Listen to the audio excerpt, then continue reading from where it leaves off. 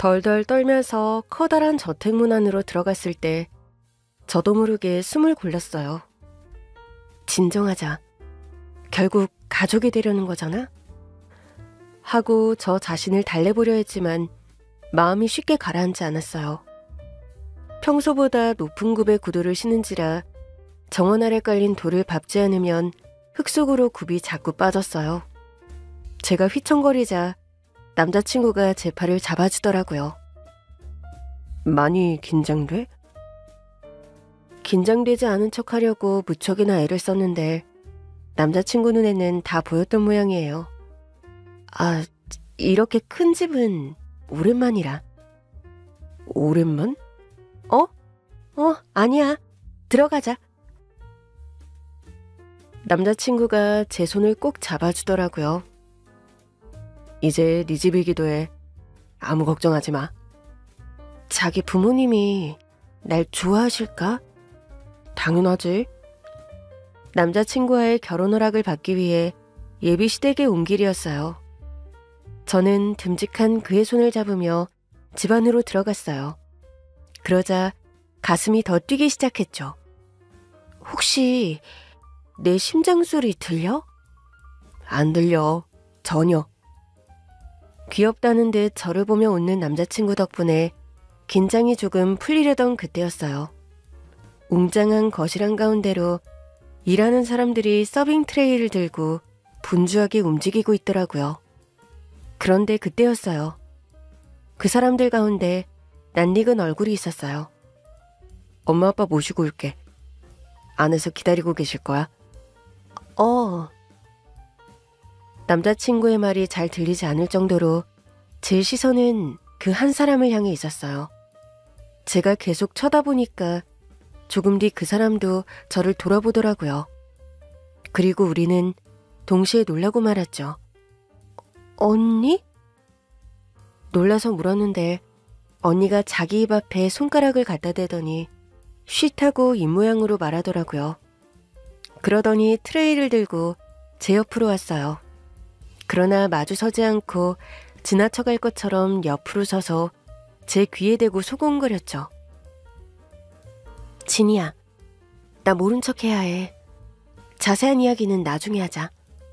네 전화번호 적어서 몰래 줘. 그러더니 휑하니 지나가 버리는 게 아니겠어요? 저는 언니의 뒷모습에서 눈을 뗄 수가 없었어요. 분명 5년 전 소식이 끊긴 내 친언니였거든요. 자기야, 우리 부모님이셔. 그때 남자친구가 부모님을 모시고 나왔고 분명 들어오기 전까지는 가슴이 벌렁거렸는데 이제 아무 생각도 나지 않고 가정부들 사이에서 일하는 언니만 보이더라고요. 언니가 내 옆으로 와서 뭔가를 놓을 때마다 가슴이 자꾸 아려왔어요. 5년 전 언니가 사라진 그때는 우리 가족 모두에게 정말 힘든 시기였거든요. 아빠는 무역회사 공동 대표셨어요. 엄마밖에 모르는 분이셨고 딸 둘에게도 늘 자상한 아빠셨죠. 당시 제가 살던 집은 예비 신랑의 집처럼 컸어요. 그 집에서 주말이면 바비큐 파티도 하고 언니나 제 생일에는 친구들을 초대해 같이 생일 파티도 했어요. 모든 게 풍요롭던 시절이었죠. 그 시절이 하루아침에 끝날 줄 누가 알았겠어요? 어느 아침 눈을 비비며 거실로 나왔는데 아빠가 형사들에게 결박돼 끌려나가고 있었어요. 아빠! 엄마랑 언니는 이미 울고 있었고 저는 너무 놀라서 아빠를 부르고 말았죠. 그러자 아빠가 저를 돌아보면서 애써 웃으셨어요. 딸, 걱정하지 말고 있어. 아빠 금방 갔다 올게. 뭔가 오해가 있는 것 같아. 오해? 다들 걱정하지 말고. 알겠지? 아빠는 웃으면서 나가셨지만 처음 보는 광경에 우리 세 모녀는 그 자리에 얼어붙고 말았어요. 아빠가 끌려나간 뒤의 정막을 지금도 기억해요. 조금 뒤 언니가 흐느껴 오는 소리와 함께 엄마도 대성통곡을 하셨어요. 너희 아빠가 회사 돈을 빼돌리다니 말도 안 돼. 아빠가? 거기다 뭐라는 줄 아니? 분식회계까지 일삼았다는 거야. 너희 아빠가 왜? 너희 아빠가 뭐 돈 욕심이 많은 사람도 아니고 우리 식구 행복하면 충분하다는 사람인데 왜 그런 일을 하겠냐고. 너희는 이해가 돼? 너희 아빠가 그런 일을 벌였다는 게? 언니는 눈물을 훔치며 고개를 저었고 저도 고개를 저었어요. 아빠는 정말 그럴 수 있는 사람이 아니었거든요. 말도 안 돼. 저는 그 길로 뛰어나가 뭐라도 알아보려고 했지만 아빠 회사 입구에서부터 막혀버렸어요. 왜 안 되는데요? 우리 아빠 여기 공동대표라고요. 글쎄, 공동대표님 고발당하셨잖아요. 출입 금지되셨어요? 도대체 누가요? 우리 아빠가 대표인데 누가요? 대표님이 두 분이시잖아요. 경비 아저씨가 난처한 듯 말씀하셨고 저는 그 자리에 주저앉고 말았어요. 지나가던 직원들이 다 저를 보더라고요. 우리 아빠 그런 사람 아니라고요. 우리 아빠 분명 오해받고 있는 거예요. 아직 대학에 다닐 때라 무턱대고 아빠 회사로 찾아갔지만 제가 할 수 있는 건 아무것도 없었어요. 그나마 다행이었던 건 언니도 대학원 마지막 학기, 저도 대학 마지막 학년을 다니고 있었다는 거였죠. 아빠는 체포되어 조사를 받은 뒤 집으로 돌아오셨지만 우리를 안심시키고 돌아가실 때랑은 완전히 다른 모습이었어요. 어느 늦은 밤 부모님이 부엌에서 대화하시는 소리가 들렸어요. 일단 이 집에선 나가야 할 것 같아. 집이야 구하면 되는 거고 당신은? 그냥 집을 구하는 정도가 아닐 거야. 뭐? 내가 제대로 당한 것 같아. 나 진짜 회사에서 돈 빼돌린 적 없어. 그런데 이렇게까지 증거가 확실하다는 건 누군가가 나를 범인으로 몰아세웠다는 거야. 당신 정말 솔직하게 말해야 돼. 정말 아니야? 여보, 당신마저 날 안 믿어주면 난 어떻게 살아? 그런데 왜 증거가 있냐고. 나도 몰라. 나도 진짜 모르겠어. 그래서 나도 혼란스러워. 다행히 아빠는 바로 감옥에 가진 않았지만 곧 감옥에 가게 될 것 같다고 했어요. 이상해. 모든 게 다 이상해. 아빠는 정말로 혼란스러워 보였고 엄마는 여전히 반신반의하는 눈치였어요. 그러나 저는 알 것만 같았어요. 아빠가 분명 어떤 음모에 휘말렸다는 것을요. 저는 언니에게 말했어요. 언니, 아빠 진짜 억울해 보여. 그러자 언니는 이미 지쳤다는 듯 무심하게 말했어요. 나 대학원 관뒀어. 뭐? 지금 마지막 학기잖아. 우리 곧 바닥에 나앉을 거야. 대학원 다닐 형편 안 돼. 받아들여야지. 하지만 언니가 하고 싶은 건 지금 배부른 소리 할 때야? 나가서 뭐라도 할 거야. 돈 벌어야지. 그러더니 언니는 뜬금없이 식당에서 일을 하기 시작했어요. 언니가 일하는 식당을 찾아가 몇 번이고 말려봤지만 소용없었죠. 언니, 제발 이러지 마. 나 이미 대학원 자퇴했어. 돌아갈 방법 같은 거 없어. 언니 대학교 졸업했잖아. 굳이 식당 안 다녀도 되잖아. 이게 돈을 많이 줘. 내가 일 가려서 할 처진 아니잖아?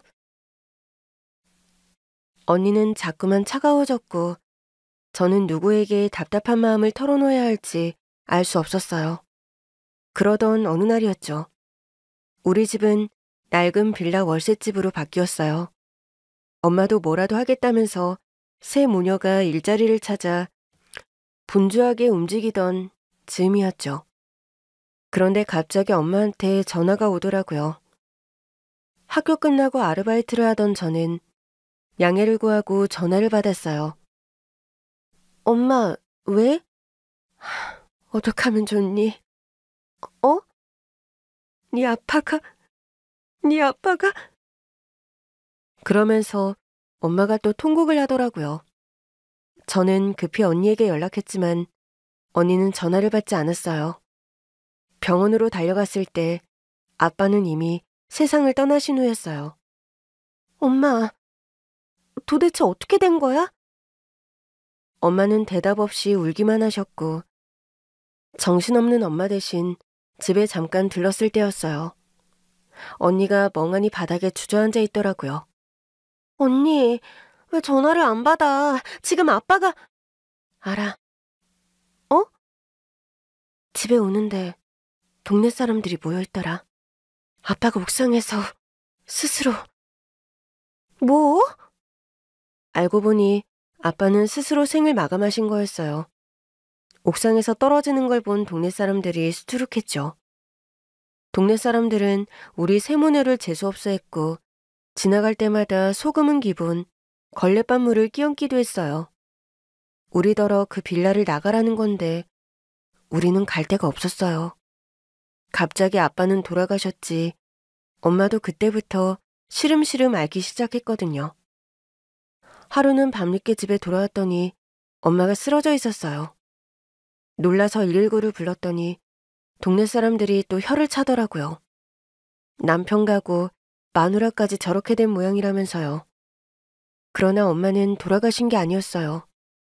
검사해보니 암이더라고요. 생활비와 재기 비용을 충당하려던 아르바이트비를 병원비로 보태면서 겨우 대학에 다녔어요. 물론 언니도 같이 했죠. 그러나 저와 이런저런 얘기를 두런두런 나누던 언니는 사라지고 없었어요. 언니는 늘 말이 없었고 그저 묵묵히 아픈 엄마의 옆을 지켰죠. 그러나 결국 엄마도 1년을 못 가 돌아가셨어요. 병원에서도 이상하다고 할 정도로 항암 치료 효과가 없었어요. 엄마를 보낸 뒤 저는 언니한테 기대고 싶었어요. 언니, 우리 대화 좀 하면 안 돼? 다음에. 언니, 나 진짜 힘들어. 언니도 힘들잖아. 같이 얘기하면 좀 나을 거 아니야. 같이 얘기하면 뭐가 달라지니? 뭐? 언니는 피곤하다는 듯 말이 없었고 엄마의 장례를 치르는 내내 우리 자매가 나눈 대화는 그게 다였어요. 그런데 엄마의 장례를 치른 다음날 아침 언니가 사라졌어요. 엄마도 아빠도 보낸 그 집에서 저만 덩그러니 남은 거죠. 처음에는 도저히 믿을 수가 없어서 그 집에서 언니를 기다렸어요. 그러나 1년이 지나고 2년이 지나도 언니는 돌아오지 않았죠. 행여나 엄마 아빠 기일에는 오지 않을까 했던 제 기대마저도 완전히 물거품이 된 어느 날 저는 그 집을 떠났어요. 더는 언니를 기다리는 게 의미가 없다는 걸 깨달은 순간이었죠. 그즈음 저는 지금의 회사에 들어가 일을 하고 있었어요. 그래도 일을 악물고 버텨서 대학을 졸업했거든요. 스타트업 회사에 들어가 고객 경험 전반을 책임지는 CX 매니저 역할을 했는데 일이 적성이 꽤 잘 맞았어요. 덕분에 엄마 아빠를 잃은 것도 모자라 언니까지 잃은 슬픔을 조금씩 이겨낼 수 있었죠. 회사에서 능력을 인정받을수록 나 혼자서도 삶을 잘 꾸려나갈 수 있을 것만 같은 기분이 들더라고요. 남자친구와는 소개팅으로 만났어요. 남자친구는 IT 계열사에서 팀장 자리에 오른 능력 있는 사람이었는데 소개팅 자리에 대타로 나갔다가 만나게 됐죠. 사실 소개팅할 생각이 없었는데 저보다 1살 많은 팀장님 대타로 나갔다가 만나게 됐어요. 죄송해요. 저희 팀장님이 친한 친구 어머님이 돌아가시는 바람에. 저는 좋은데요? 네? 아, 저는 그냥 직원이에요. CX 매니저라고. 어떤 일인지 알아요. 아, 그러시겠죠. 팀장님이라고 들었는데. 그게 뭐요? 회사에서 팀장인 거랑 밖에서 소개팅남인 건 완전히 다른 거 아닌가요? 그래도 원하는 조건이 있으실 텐데. 사실 저도 원해서 나온 건 아니에요. 친구가 넌 그 나이에 팀장까지 됐으면서 연애도 안 하냐고 하도 등을 떠밀더라고요. 너무 거절 많이 했다 보니 마지못해 나왔는데 잘 나온 것 같네요. 그때 남자친구의 눈빛이 참 따뜻했어요. 오늘 생전 처음 보는 사람인데 나를 왜 저렇게 보나 싶었죠. 그때부터 남자친구의 적극적인 구애로 연애가 시작됐어요. 나는 부모님도 안 계시고 사실상 혈혈단신이라고 나 진짜 볼 거 없다고 말했는데도 소용이 없었어요. 결국 연애를 이어가다가 결혼 얘기까지 나왔어요. 인사 간다고 말씀드렸는데. 어? 정말? 그 날짜는 안 정했고 한번 데리고 오고 싶다고. 결혼할 사람이라고 했지. 자기 부모님이 계셨으면 먼저 인사 가는 건데 어쩔 수 없으니까. 허락하실까? 아, 그럼 내가 좋다는데 누가 뭐라고 하겠어? 나 부모님이 처음부터 안 계셨던 건 아니라고 말했어? 그럼 아버님은 사고로 돌아가셨고 어머님은 암으로 돌아가셨다며. 말씀드렸더니 자기가 많이 힘들었겠다고 안쓰러워하셨어. 정말? 사실 그때까지만 해도 남자친구네 집이 그렇게 잘 사는지 몰랐어요. 날짜를 정하고 집에 갔을 때 화들짝 놀라고 말했죠. 자기야, 자기네 집이 평창동 저택이었어? 그냥 사람 사는 집이야. 그래도 미리 말을 해주지. 안 그래도 부모님 안 계신다고 자신 없어 했잖아. 우리 집이 평창동 저택이다 그러면 더 그럴 것 같아서. 에이, 진짜 신경 쓸 거 없어. 어차피 이제 자기 집도 되는 거잖아. 그래도... 그래서 대문 앞에서부터 그렇게 덜덜 떨었던 거예요. 그 집안에 언니가 있을 줄 알았다면 좀 덜했을까요? 저는 언니를 옆에 두고도 말 한마디 더 걸어보지 못했어요. 마치 5년 전 우리가 함께 살 때처럼 말이죠. 그때의 슬픔이 다시 밀려오면서 시부모님은 제대로 신경도 못 썼어요. 인사를 마치고 나오는데 자꾸 발걸음이 안 떨어지더라고요. 그래도 모른 척 나왔어요. 언니한테 몰래 연락처를 주긴 했지만 과연 언니가 연락할까 싶더라고요. 이대로 가도 사라지지 않으려나 아는 척을 해서 붙잡아야 하는 건 아닌가 별의별 생각이 다 들더라고요. 예비 시댁을 나서자마자 언니에게서 문자가 왔어요. 내일 너희 집으로 갈게. 주소 알려줘. 언니의 문자는 저를 화들짝 놀라게 했고 남자친구가 왜 그러냐고 묻더라고요. 아니라고 둘러대긴 했는데 불쑥 궁금한 게 있었어요. 자기네 집에서 일하려면 실력이 꽤 있어야 하지. 그럼 다들 경력자만 들어올 수 있어. 예를 들면 음식하려고 하면 식당에서 일한 경력도 보고 그래? 당연하지. 두 분 입맛이 좀 까다로우셔서. 아, 갑자기 대학원을 관두고 언니가 식당에서 일하기 시작한 즈음이 떠오르더라고요.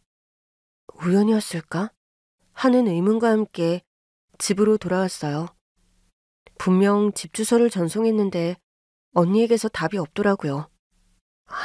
또 사라지는 거 아니야? 다음 날이 토요일이었어요. 쉬는 날이라 다행이다 싶을 정도로 밤새 잠이 안 오더라고요. 그리고 다음 날 아침 정말 거짓말처럼 언니가 우리 집에 왔더라고요. 언니! 언니는 긴장한 얼굴로 집 안으로 들어왔어요. 오피스텔 구해서 사는 거야? 전에 우리 살던 집 보증금 빼서 얻었어? 저는 반가워서 당장이라도 달려가 안기고 싶을 때 언니는 사무적인 투로 안부만 묻더라고요. 결국 저는 폭발하고 말았어요. 대체 뭐야? 어떻게 언니가 그 집에서 일을 하고 있어? 그 집 주인 이름 알아? 뭐? 네 남자친구 아버지 이름. 네 남자친구 박씨던데? 갑자기 그게 무슨... 순간 머리를 스치는 이름 석자가 있었어요. 놀라서 언니를 보자 언니가 한숨을 내쉬더라고요. 우리가 이를 갈았던 그 박씨 기억나지? 우리 아빠랑 공동 대표였던 인간. 저는 놀라서 남자친구에게 문자를 보냈어요. 자기야, 아버님 성함이 뭐야? 문자를 보내자마자 답이 오더라고요. 답을 본 저는 그대로 얼어붙고 말았어요. 언니가 그런 저를 가만히 보고 있더라고요.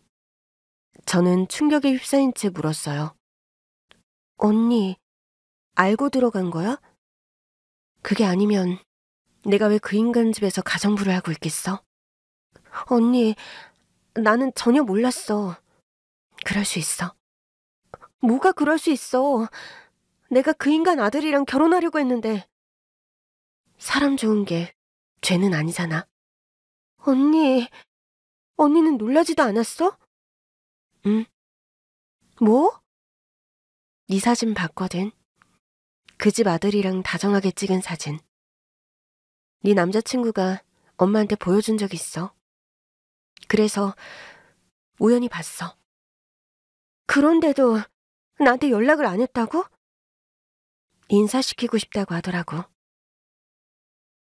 그러면 얼마 안 된 거네? 미리 알았다면 당연히 미리 말렸겠지. 나도 최근에 한 거야. 그래서 널 보게 될 건 알고 있었어. 할 말도 미리 준비해놨었고. 그 집에서 뭘 하고 있었던 거야? 그 집에 충실한 가정부가 됐지. 그 집 부모가 나를 믿고 의지할 수밖에 없게. 그래서 그 다음엔? 증거를 모았지.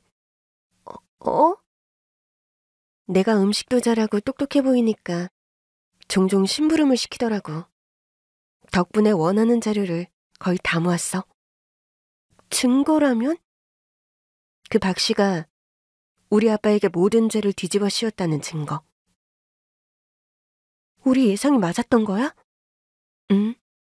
참 가소롭게도 그 사람들은 내가 우리 아빠 딸일 거라는 생각을 못 하더라. 그러면서 내가 듣는데도 둘이서 아빠 얘기를 한 적도 있어. 뭐라고? 참 순진에 빠진 인간이었다고. 와이프도 저 세상 갔다고 하고 애들이 있었던 것 같긴 한데 어떻게 지내나 모르겠다면서 둘이 낄낄거리더라고. 너도 기가 차지? 나는 그 집 가정부로 들어가기 위해서 무척 애를 썼어. 설마 진짜 일부러 식당에서 일한 거야? 그 집 들어갈 경력 쌓으려고? 응. 식당 일하면서 기회를 노렸는데 이 집으로 들어올 기회를 잡게 된 거야. 그게 하필 엄마 돌아가실 즈음이었어. 그래서 너한테 말도 안 하고 조용히 들어간 거야. 그래도 말하고 갈 수 있었잖아.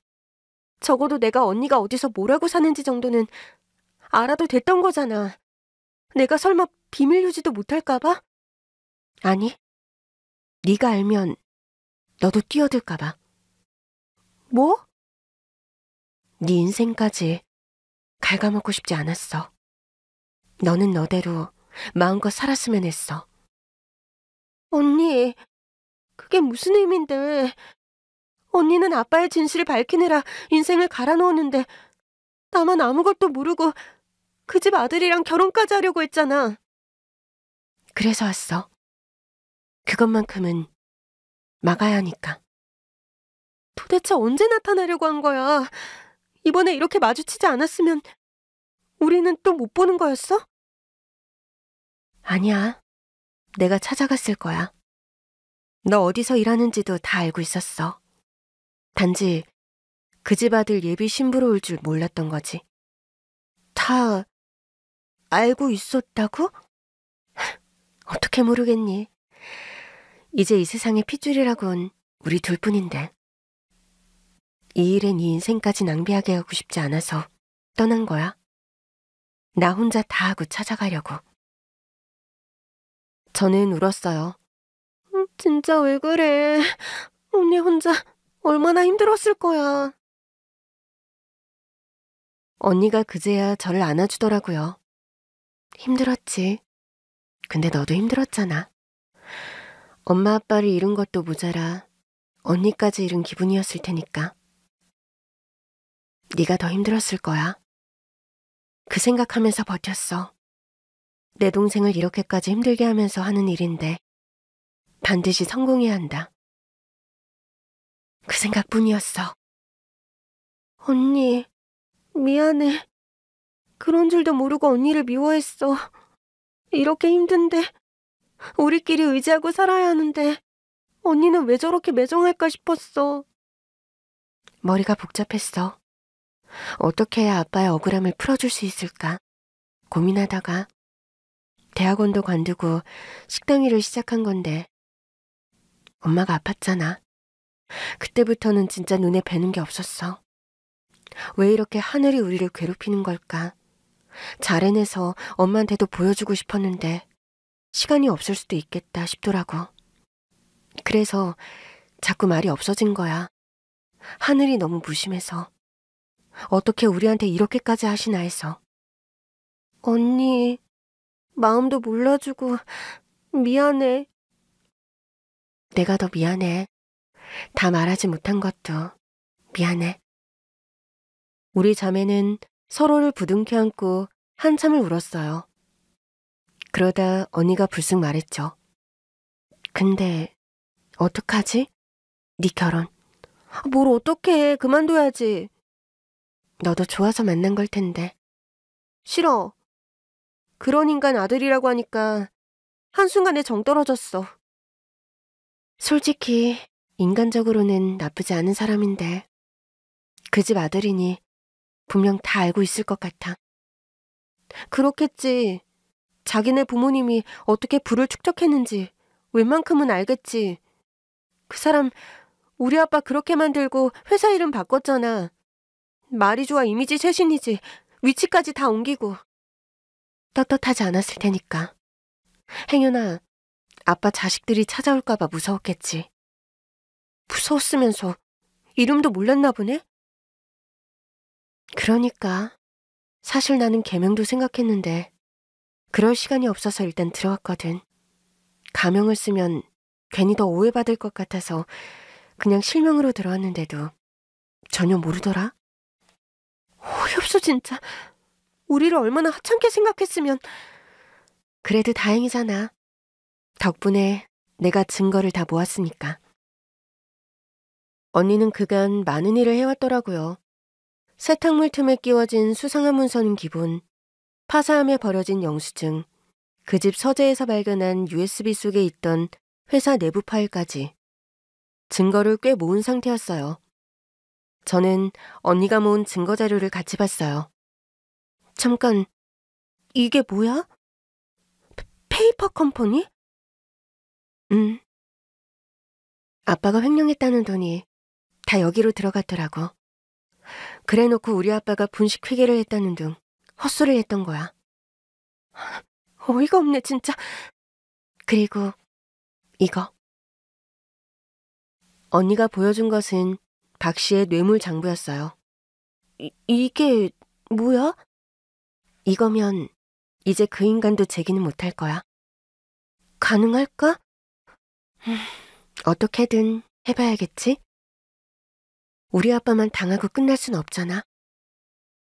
언니랑 다시 만난 것도 좋고 다 좋은데 문제는 남자친구였죠. 순간 언니가 봐도 제가 좀 심란해 보였나 봐요. 언니가 묻더라고요.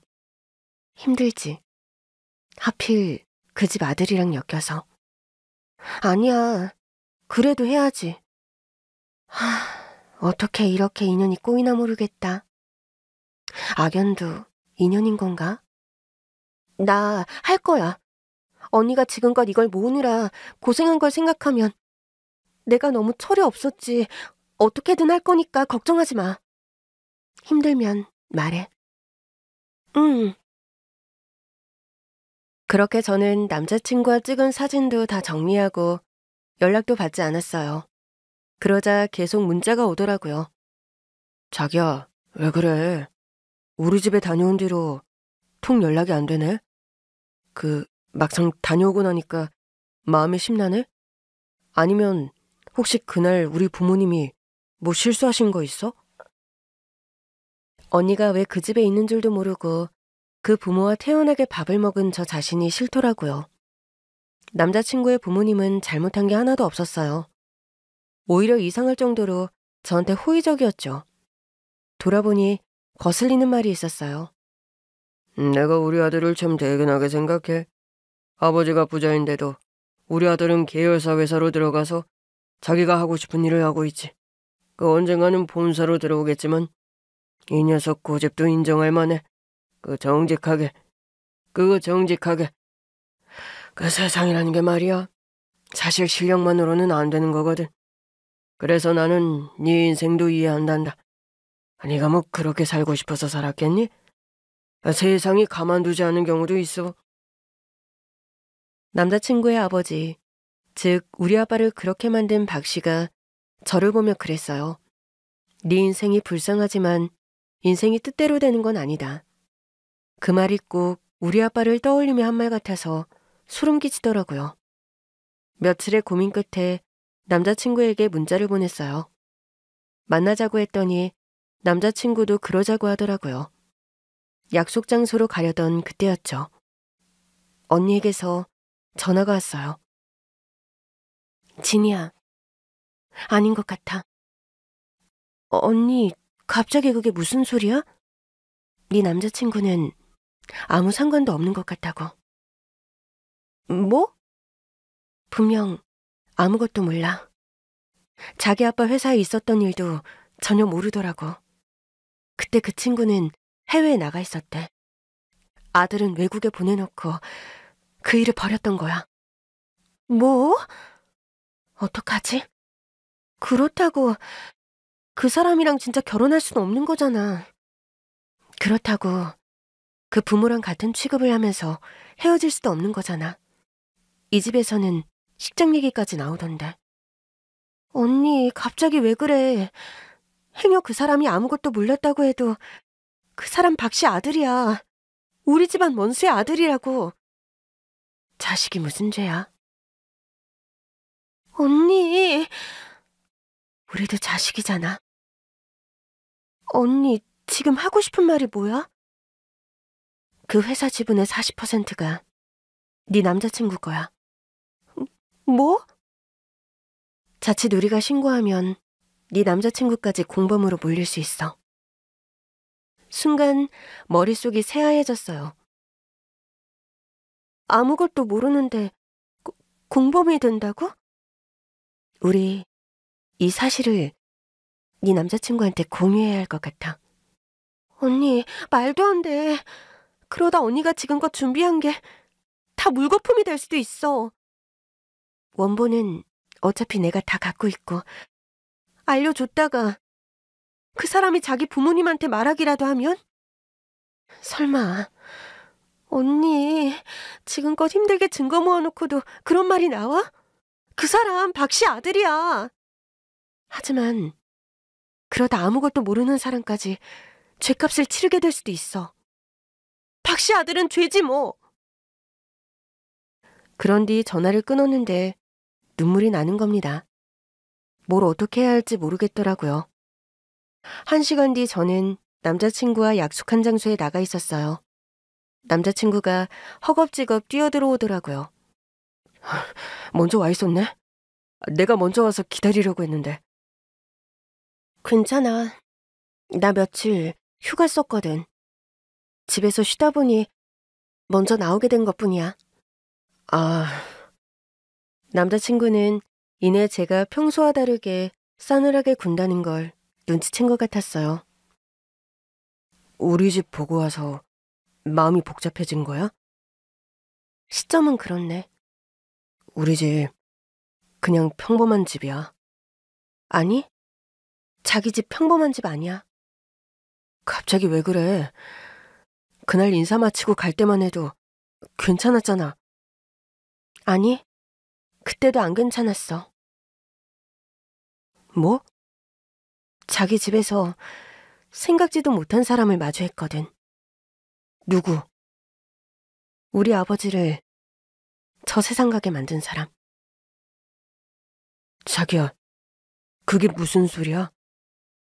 그 집에 있더라고. 그런 줄 알았으면 자기랑 결혼 같은 걸 꿈꾸진 않았을 텐데. 그게 누군데? 당신 아버지.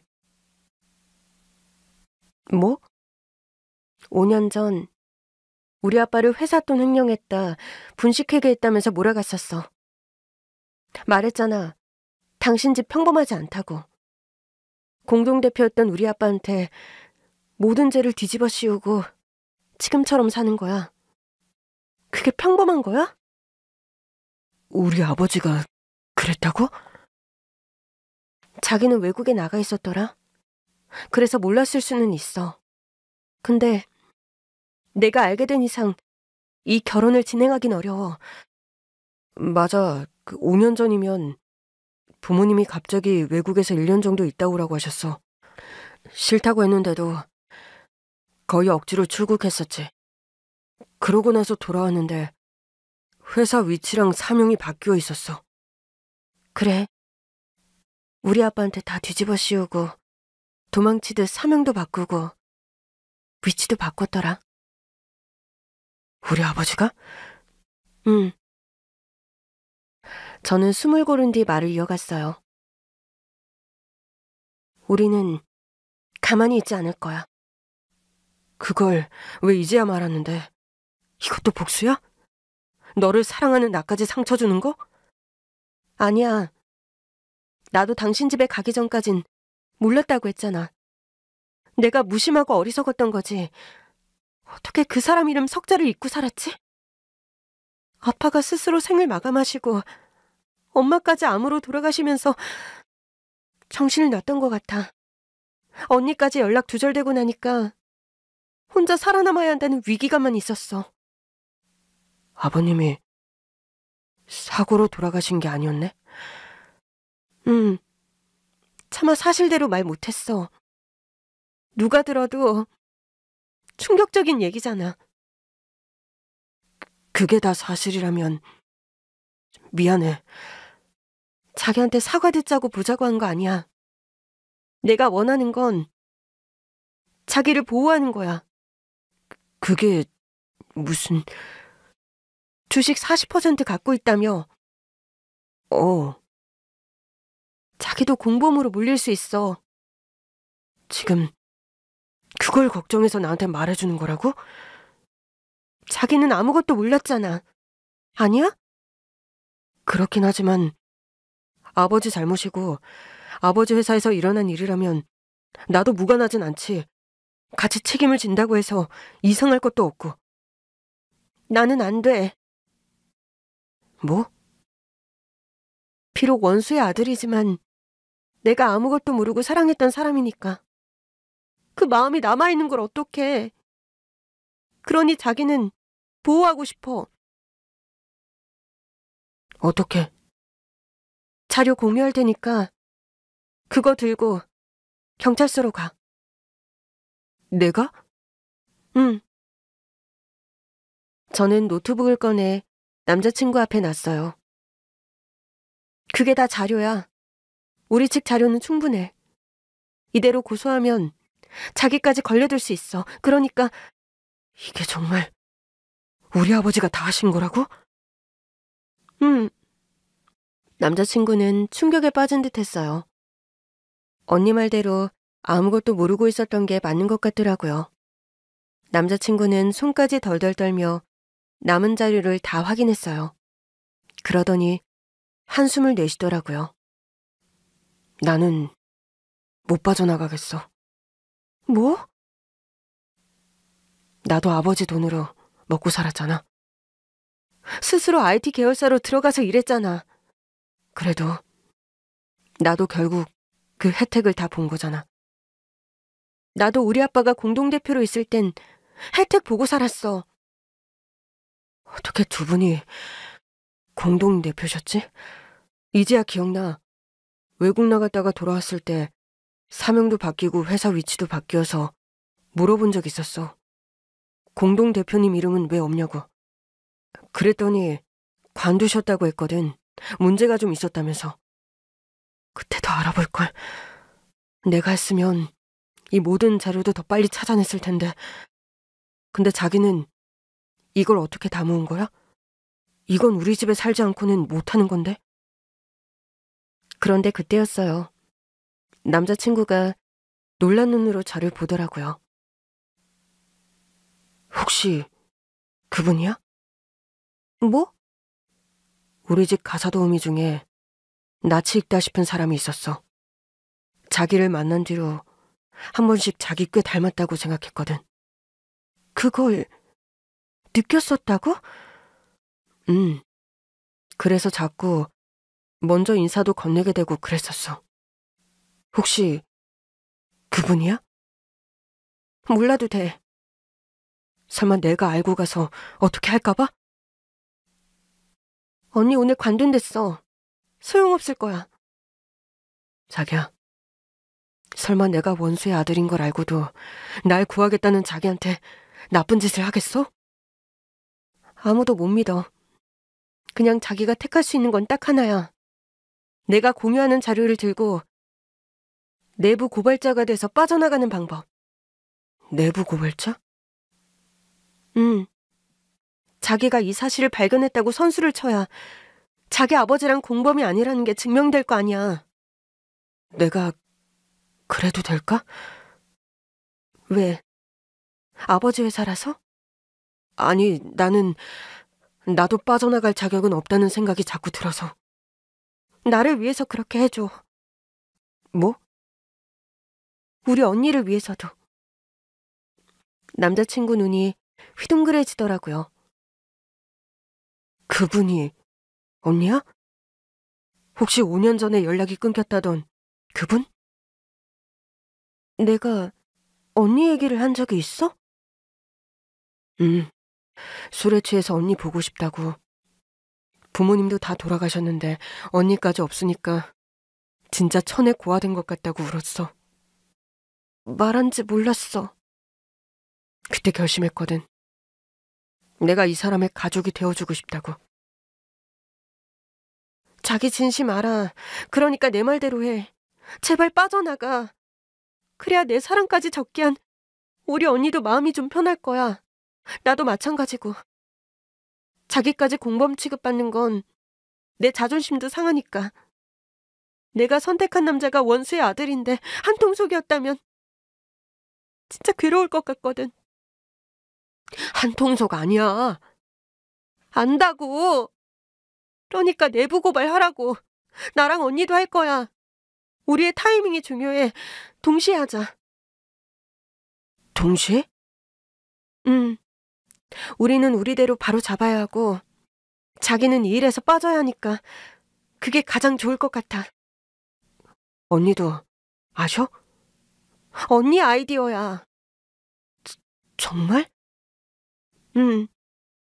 언니는 가슴 아파해. 내가 사랑했던 사람이 하필 원수의 아들이었다는 걸. 언니도 없이 혼자 살다가 겨우 가족을 꾸리고 싶은 남자를 만났을 텐데 집안일로 포기해야 하는 거니까. 결혼을 포기하겠다는 말에 남자친구가 울었어요. 그 사람이 우는 걸 보는데 저도 눈물이 났죠. 미안해. 우리 아버지 때문에 자기 부모님이 다 돌아가시다니. 우리 집도 자기네 평창동 저택처럼 큰 집이었어. 그랬겠지. 공동 대표셨다며. 미안한데 자기 아버지는 조금도 용서할 수가 없어.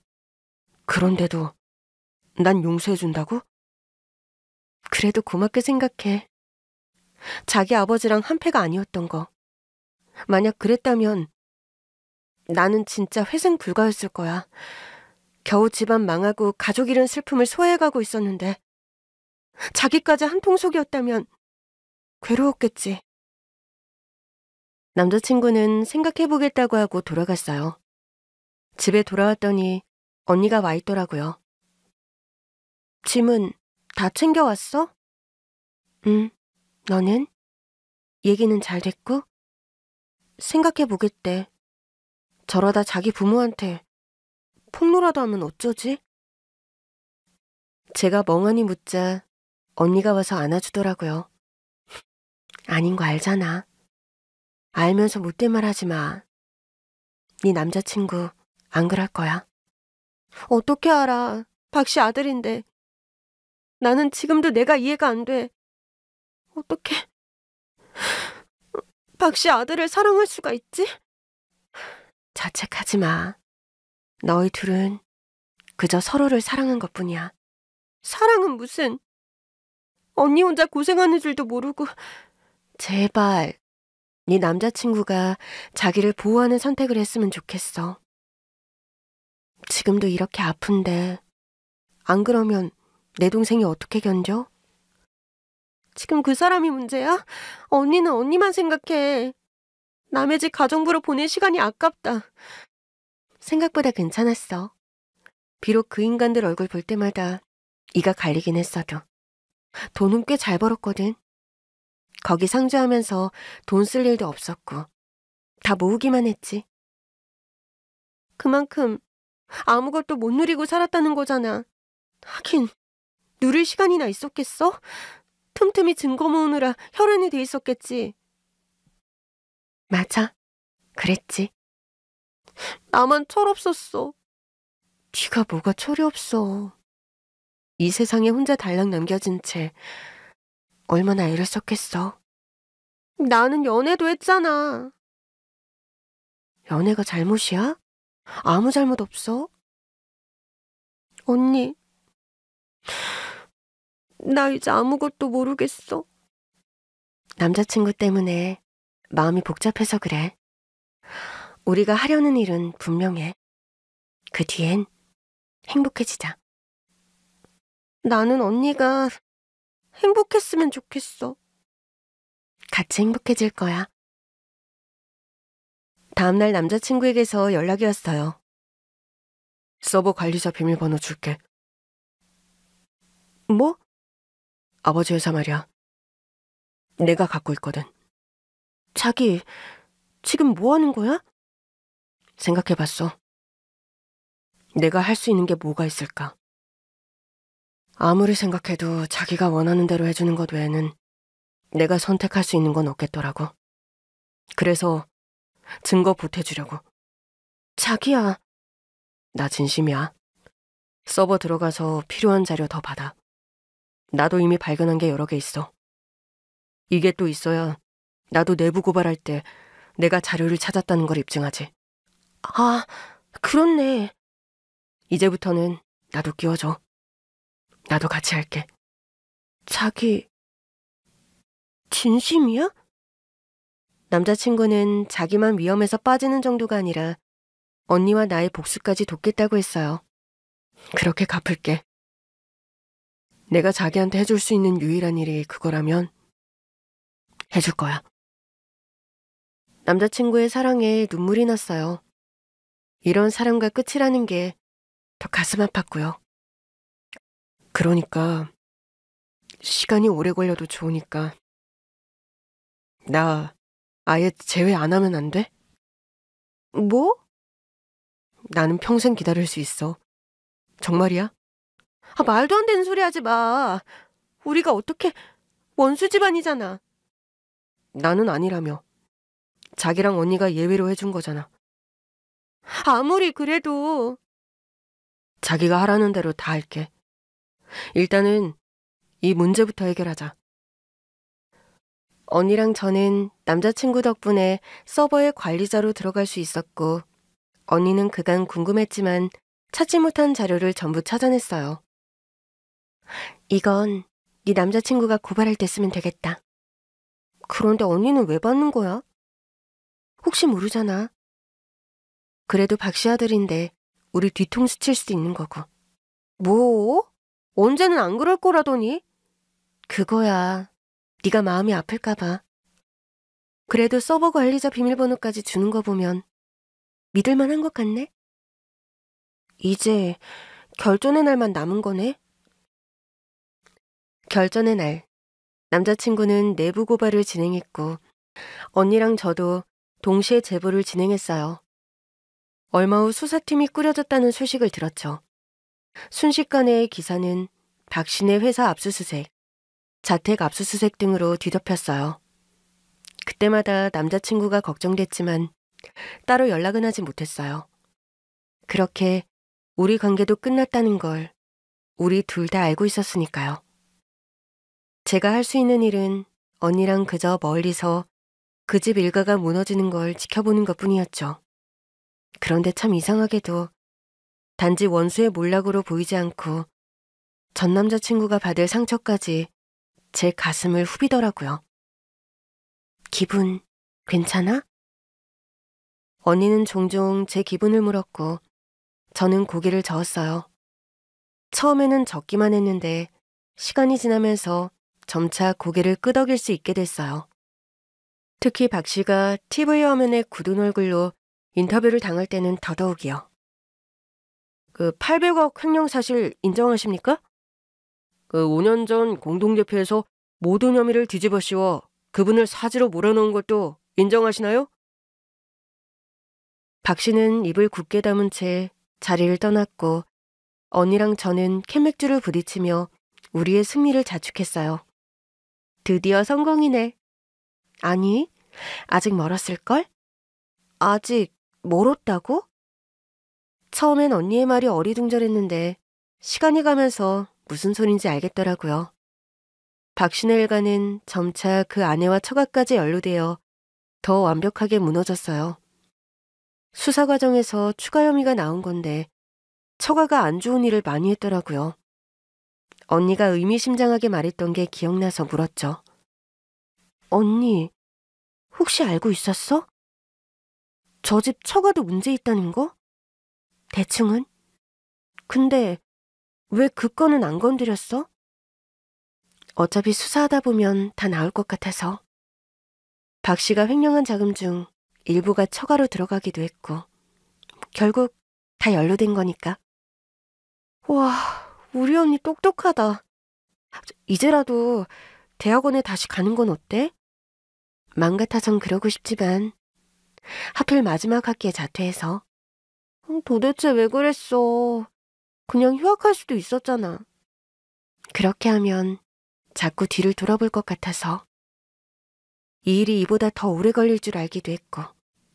평생 걸렸으면 평생 했을 거야? 응? 언니의 결연한 표정을 보다가 저는 언니를 와라 끌어안았습니다. 언니 덕분에 내 한도 다 풀리는 것 같다. 네가 잘 지내준 덕분에 나도 집중할 수 있었어. 언니가 내 안부를 다 알고 있었다니 진짜 신기하다. 대학 졸업한 거 보고 안도했어. 행여라도 네가 포기할까 봐 걱정했거든. 기를 쓰고 졸업했지. 마음에 분노가 많아서 그런지 없던 에너지까지 솟구칠 때였거든. 수고했어. 정말. 그즘 우리는 같이 살 집과 가게 터를 알아보고 있었어요. 이왕이면 새로운 동네에서 시작할 생각이었죠. 결국 박 씨는 구속영장이 발부되어 수감됐고 호화로웠던 평창동 저택에도 압류딱지가 붙었다고 하더라고요. 그리고 언니랑 저에게는 새 출발 자금이 생겼어요. 박 씨의 잘못된 자금이 일부 회수되었는데 그 돈을 피해 유족인 우리가 받게 된 거예요. 마침 집은 구했는데 가게를 꾸미느라 돈이 많이 들었거든요. 순간 혹했어요. 이거 우리가 써도 되는 거겠지? 그러게. 나도 쓰고 싶긴 한데. 아니면 아버지 이름으로 좋은 일을 해볼까? 좋은 일? 응. 장학재단을 설립한다든지. 좋은 생각이다. 진짜? 아쉽지 않아? 언니의 브런치 카페 준비에 쓰는 것도 나름의 의미는 있잖아. 됐거든. 자꾸 놀릴래? 진심이야. 일부는 써도 괜찮을 거야. 됐어. 잘못 취득한 이득이잖아. 그런 돈일수록 더 좋은 데 써야지. 우리 언니지만 진짜 멋지네. 이제 알았어? 결국 우리는 받은 돈으로 장학재단을 세웠고 언니의 브런치 카페도 완성되어 오픈하게 됐어요. 덕분에 자매가 아주 바빠졌죠. 언니, 나 재단 가봐야 하는데. 안 돼. 거긴 우리 카페 끝나고 가고 일단 좀 도와줘. 오픈 기념 행사한다고 사람들이 줄 선 거 안 보여? 언니는 그간 부잣집에서 음식을 한 경험을 살려 브런치 카페를 열었어요. 저도 처음 알게 된 건데 오랜 꿈이었다고 하더라고요. 그런데 전공은 왜 전혀 다른 걸 했었냐고 물으니 그땐 아빠를 따라서 기업가가 되고 싶었다고 하더라고요. 그런 점에선 언니의 재능이 조금 아깝긴 했어요. 내가 보기에 언니는 회사 안에서 비리 조사하고 이런 거 하면 잘할 것 같은데. 나도 그게 내 재능일 수도 있다고 생각하지만 질렸어. 할 만큼 한 것 같아. 이제는 좀 예쁜 거 맛있는 거 만들면서 살고 싶어. 언니 참 대단해. 그 와중에 온갖 자격증까지 따고 말이야. 박신혜 일 관두자마자 음식과 관련된 자격증이랑 자격증은 다 땄지. 하여튼 계획형 인간이라니까. 덕분에 타이밍 딱딱 맞춰서 다 하잖아. 그렇게 언니랑 수다를 떨고 있는데 작은 화분을 든 그 사람이 매장으로 들어오더라고요. 여기 어쩐 일이야? 이제는 자기라고도 부를 수 없는데 전 남자친구였어요. 브런치 카페 근사하네요. 초대받아서 왔어. 저는 놀라서 언니를 봤어요. 설마 언니야? 응, 내가 있어. 왜? 왜는? 우리의 한을 푸는데 도움을 준 사람인데 이 정도면 원수의 아들이 아니라 은인이지? 참, 그렇다고 원수의 아들이 은인이 돼? 어서 와요. 우리 매장 시그니처 메뉴로 준비해줄게요. 브런치까지 주겠다고? 가서 같이 좀 먹어. 뭐야. 설마 이 사람을 예정이어서 나 장학재단 가는 것도 막은 거야? 이제야 눈치를 채네. 알았으면 가서 브런치 먹고 가. 저분 말이야. 우리 장학재단에 다달이 소액 장학금을 내시는 분이라고. 뭐? 정말이야? 놀라서 전 남자친구에게 물으니 쑥스럽게 웃더라고요. 우리는 오랜만에 마주 앉아 안부를 주고받았어요. 그래도 같은 계열 회사로 잘 들어갔네? 덕분이지. 우리도 덕을 보네. 매달 소액 장학금 가능하겠어? 이제는 그냥 월급쟁이일 텐데?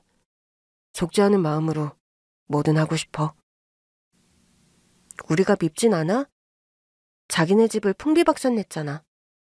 무린대로 거둔 거야. 자기가 뭘 잘못한 게 아니고. 아직도 자기라고 하네. 자기도 나한테 자기라고 하던데? 언니가 흘끗 보더니 잽싸게 메뉴를 서빙해주고 가더라고요. 하여튼 언니 속을 모르겠어. 전 남친을 부르다니. 이렇게 가끔 보는 건 괜찮아? 뭐? 괜찮으면 이렇게 가끔 밥도 먹고 안부도 주고받고 하자. 하여튼 속도 좋네. 그럼에도 웃음이 나더라고요. 아직 파국에서 회복으로 나아가는 중이지만 비로소 웃을 수 있다는 게 참 기적 같다는 생각이 듭니다.